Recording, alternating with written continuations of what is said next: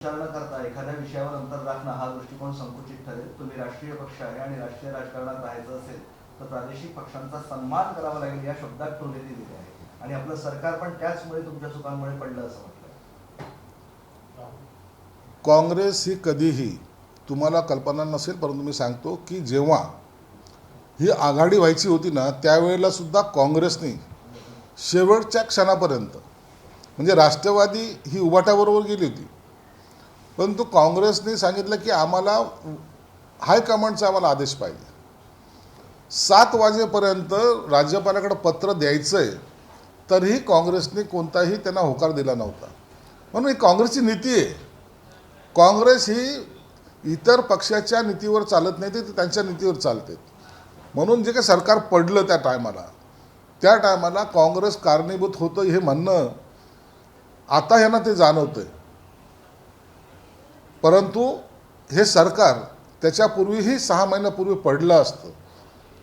त्यासाठी आमचे भास्कर जाधव यांना जाणून बुजून तालिका अध्यक्ष पदावर बसवलं, 12 आमदार निलंबित केले आणि म्हणून हे सरकारचा जो कालावधी मरण जे होतं ते 6 महिने पुढे ढकललं गेलं होतं. एक बरं झालं, संजय राऊतला या माध्यमातून हे तरी कळालं की ज्यांच्या विश्वासावर उद्धवसाहेबांचं एक भाषण आहे. त्यात उद्धवसाहेब जेव्हा हा मेळावा आमचा झाला BKCला, त्या टायमाला उद्धवसाहेब असे बोलले होते, मी 25 वर्ष मित्र म्हणून ज्यांच्याबरोबर राहिलो त्यांनी मला सडवलं, परंतु ज्यांच्या विरोधात मी बोललो त्यांनी मला सन्मान दिला.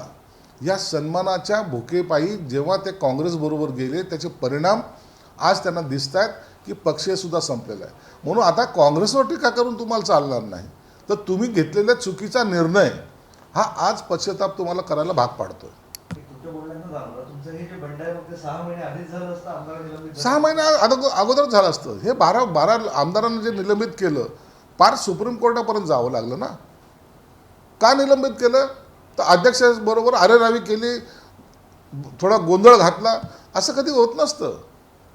त्यांना निलंबित करण्याचं कारणच ते होतं की यांचा जे काही एकोपा दिसत होता त्यांना तो दिसू नये आणि म्हणून ते 12 आमदार कसे कमी होतील हा प्रयत्न त्या टायमाला महाविकास आघाडीने केला होता. सुनेत्रा पवार पोटनिवडणुकीसाठी अर्ज करत आहे. अनेक लोक म्हणतात की बिनविरोध व्हावी, काँग्रेसचा तिथेही दावा आहे की आम्ही उमेदवार उभा करणार. हे बघा, मी अनेक वेळेला आपण महाराष्ट्राच्या राजकारणामध्ये आज पाहिलेलं आहे, ज्या ठिकाणी एखादा मोठा नेता अपघाती जातो किंवा दुर्दैवाने त्यांचं निधन होतं त्यावेळेला त्या ठिकाणी बिनविरोध निवडणूक व्हावी अशी सर्वांची इच्छा असते आणि संस्कृती आपली. म्हणून पक्ष कोणत्या पक्षाचा नेता हे न पाहता अशा निवडणुका बिनविरोध व्हाव्यात या भूमिकेवर सर्वजण असतात. उद्या काँग्रेस असो का आणखी शिवसेनेचा असो की भाजपचा असो, कोणीही असो, तो एनी कॅन. म्हणून अशा वेळेला बिनविरोध निवडणुकी झाली पाहिजे. परंतु आता काँग्रेस ज्या पद्धतीने त्यांचा उमेदवार जाहीर करते यामुळं महाराष्ट्राच्या या असलेल्या संस्कृतीला किंवा असलेल्या पहिल्याच्या जे काही चालत आलेल्या परंपरेला छेद निश्चित काँग्रेसने दिलेला आहे आणि याचा परिणाम येणाऱ्या भविष्यामध्ये सगळीकडे दिसेल. अजितदादाचं फक्त नावच पुरेसं आहे, खाजगी तक्करे पटेलची गरज नाही, समस्त दादाप्रेमी असे बॅनर आज बारामतीमध्ये लागले. त्यांचा तो पक्षाचा अंतर्गत विषय आहे, त्याच्यावर आम्ही भाष्य करणं योग्य नाही. परंतु हे बॅनर कोणी लावले, काय लावले अख्ख्या महाराष्ट्राला माहिती आहेत.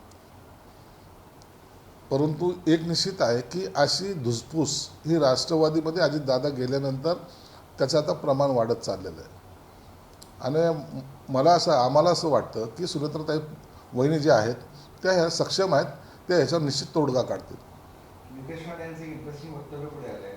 छत्रपती महाराज सेक्युलर राजे नव्हते हे लक्षात ठेवा असं त्यांचं म्हणणं आहे. नितेश राणे आता नेमके काय स्टेटमेंट देतो देव जाणे. त्यांनी कशाच्या आधारावर बोललोय हे माहीत नाही. इतिहासकार काय सांगतात, आम्ही भाषणामध्ये काय बोलतो, वास्तविकता काय आहे, मला वाटतं याचा अभ्यास नितेश राणेने केला असावा, त्यावर त्यांनी ते वक्तव्य दिलं असावं. परंतु असं म्हणतात की छत्रपती शिवाजी महाराजांचं जे राज्य होतं ते 18 पगड जातीला बरोबर घेऊन चालवण्याची कसं फक्त छत्रपती शिवाजी महाराजांमध्ये होती आणि ते त्यांनी वेळोवेळी सिद्धसुद्धा केलं होतं. अंजली दवाने आहेत वारंवार खराब रवाना केली आहे. हे बघा, आता खऱ्या अर्थानं अंजली दमाने जे काही आरोप केले त्याची चौकशी झाली पाहिजे. यांच्याकडेच हे CDR कसे येत आहेत, हे कुणाशी मिळालेले हे सुद्धा पाहावं लागेल. असा कुणावरही आरोप करून कुणालाही बदनाम करण्याचा प्रयत्न हा आता राजकारणामध्ये सर्रास आता फॅशन झालेली. म्हणून पोलिसांची चौकशी चालू आहे. पोलीस तपासामध्ये जे निघेल त्याला आम्ही फेस करायला तयार आहोत. परंतु आता उठसूट 1 नव्हे 2 नव्हे 3 नव्हे तर वेगवेगळे आरोप करून काही लोक आपलं राजकारण करायचा प्रयत्न करतात. मला वाटतं हे या खराब प्रकरणामध्ये असं करणं योग्य नाही. आता त्यांनी शिंदेचे DSI काळेंवर आरोप केला, शिंदेवर आरोप केला. दुसरीकडे अमृता फडणवीस असं म्हणतात की त्या प्रामाणिकपणे समाजाचं काम करतायत, त्यांना आपण प्रोत्साहन द्यायला हवं. त्यांना प्रोत्साहन द्या ना, पोलिसाच्या टीममध्ये त्यांना भरती करा, आमचा थोडी विरोध आहे त्यांना. परंतु अशा प्रकारे जर प्रत्येकजण आरोप करत बसलं तर पोलीस तपास हे योग्य पद्धतीने होणार नाही, एवढं मात्र निश्चित आहे. आमची भूमिका प्रामाणिकपणे आहे. जो कोणी त्याच्यात आरोपी असेल त्याला शिक्षा झाली पाहिजे. तो कोणत्याही पक्षाचा असो, राजकीय पक्षाचा असो किंवा अधिकारी असो, त्याला ह्या प्रकरणामध्ये जो कोणी असेल त्याला शिक्षा झाली पाहिजे, एवढं स्पष्ट धोरण आमचं आहे. म्हणून तपास कसा करायचा, तपासाची दिशा कशी असली पाहिजे, यावर सरकार योग्य तो निर्णय घेत असतं. ते खरातांच्या मालकीच्या अनेक जमिनी आहेत, काही अधिकारी त्यांच्यासोबत असल्याचं सांगतात. त्या सगळ्या जमिनी सरकार जमा करणार असं पद्धतीची एक चर्चा सुरू आहे. म्हणजे सरकार स्वतःकडे ओढून घेणार आहे. त्याच्यावर निर्णय आता पहिले समोर येऊ द्या. पहिले आताच्या घडीला असं कोणतीही जमीन उचलायची आणि सरकारकडे जमा करायचं असं काही कायदा नाही आहे. तुम्हाला त्याच्यामध्ये ती संपत्ती आता सांगितलं, देवेंद्र फडणवीस साहेबांनी सांगितलं ईडी त्याच्यामध्ये इंटर करणार आहे. जेव्हा ईडी इंटर करेल त्या टायमाला ही संपत्ती आणि म्हणजे बेकायदेशीर पद्धतीने जमवली हे जेव्हा सिद्ध होईल ती सरकार जमा होईल.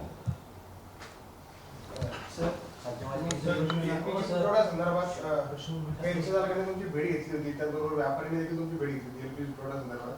काही मागण्या त्यांच्या होत्या, त्याचबरोबर तुमची मुख्यमंत्र्यांशी भेटही झाली. त्याच्यामध्ये नेमकं काय तोडगा निघाला? LPGच्या संदर्भामध्ये हा जी काही गॅस टंचाई होते त्याच्यामुळं संभाजीनगरमध्ये अनेक कारखाने बंद पडण्याच्या मार्गावर आहेत. गेल्या कॅबिनेटमध्ये सुद्धा हा विषय निघाला होता. ॲटो LPG हा एक वेगळा विषय आहे आणि LPG गॅस हा वेगळा आहे. या दोन्ही विषयावर गेल्या कॅबिनेटमध्ये चर्चा झाली होती. माननीय मुख्यमंत्र्यांनी सचिवांना काही आदेशित केले होतं आणि त्यानुसार बैठकही झाली होती. परंतु म्हणावा तसा परिणाम आणखून झालेला जाणवत नाही. तर उद्या एक कॅबिनेटची बैठक आहे. या बैठकीमध्ये याच्यावर पुन्हा सविस्तर चर्चा होऊन मुख्यमंत्री योग्य तो आदेश देतील. एक शेवटचा प्रश्न विचारतो. भाजपच्या लोकांना जर 150 कोटीची कामे दिली जातात, मग चिखलीत शिवसेनेच्या लोकांना का दिली जात नाही?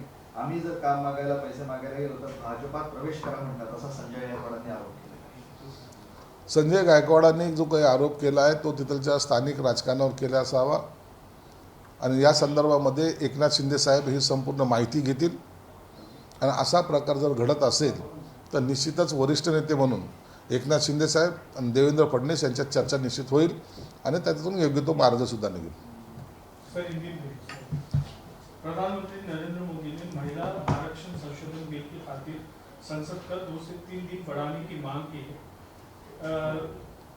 2029 के चुनाव से पहले भी महिला आरक्षण लागू करने की योजना वो बना रहे. तो क्या आपको लगता है कि बीजेपी 2029 को देखते हुए, चुनाव को देखते हुए ये सब करे? देखो, 2029 में आने वाला इलेक्शन जो है, चुनाव जो आने वाला है, उसके अंदर महिला को आरक्षण देना ये प्रायोरिटी पहले ही उन्होंने 2024 में डिक्लेयर की है. उस तरीके से उन्होंने अभी सभी मतदार संघ का रिवीजन लेना शुरू कर दिया है. मतदार संघ बढ़ने वाले हैं तो उसमें मुझे लगता है महिला को आरक्षण देना ज़रूरी भी है और उसी तरीके से नरेंद्र मोदी अपने कदम आगे बढ़ा रहे हैं. मल्लिकार्जुन खड़गे ने केरल में कहा है कि गुजरात के लोग अनपढ़ हैं, जिसके जैसे कि नरेंद्र मोदी उन्हें गुमराह कर देते हैं, लेकिन केरल के लोग ज़्यादा समझदार और शिक्षित हैं. अब कौन अनपढ़ है कौन शिक्षित है ये अगर खड़गे बताने लगे तो उनको शिक्षण मंत्री बनाना चाहिए. कैसी बातें करते हो? इतने बड़े पक्ष के अध्यक्ष रहने के बावजूद किसी स्टेट को तुम ऐसा अनपढ़ कैसा बोल सकते हो? गुजरात एक आगे जाने वाला छोटा सा स्टेट है, वो आज व्यवसाय में सबसे आगे चल रहा है. केरल भी आगे चल रहा है, महाराष्ट्र भी आगे चल रहा है. तो ये स्टेट में झगड़े लगाने की जो बातें हैं वो खरगे साहब जैसे सीनियर नेताओं ने नहीं करना चाहिए। कांग्रेस ने सुमित्रा पवार के खिलाफ बारामती में अपना कैंडिडेट। कांग्रेस है, कांग्रेस किसी की सुनती नहीं है। उनको पराभव करके लेना यही उनकी जीत होती है। अगर उन्होंने खड़ा भी किया है तो हम सब मिलके सुनीत्रा वहिनी की साथ में खड़े रहेंगे और उनकी सीट ये रिकॉर्डेड वोटों से चुन के आएगी। महाराष्ट्र में व्याभिचारी संत अशोक खरात और एकनाथ शिंदे के रिश्तों पर सवाल उठ रहे हैं। देखिए, बहुत सारे आरोप लगते हैं, लेकिन मेन जो कल्प्रिट है अशोक खरात, उसकी जब भी चौकसी होगी, जब भी सब चीज़ें सामने आएंगी, जो भी उसके अंदर गुनहगार रहेगा उसके ऊपर कार्रवाई की जाएगी।